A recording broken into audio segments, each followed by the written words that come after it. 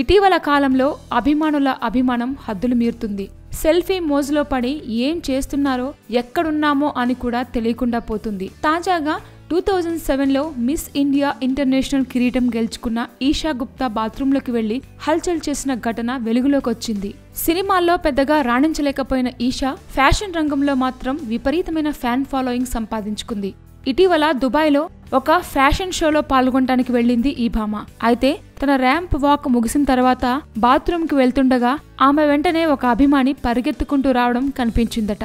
సర్లే అనుకొని ఆమె అలా లేడీస్ వాష్రూమ్ వరకు వెళ్తే ఈ అభిమాని ఆమె వెంటే లోపలికి కూడా వచ్చేసాడట.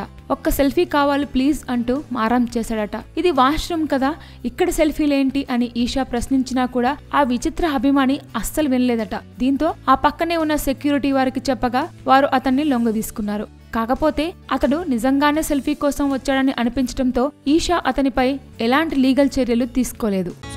Please subscribe. Hi, it's me Purna. Please subscribe.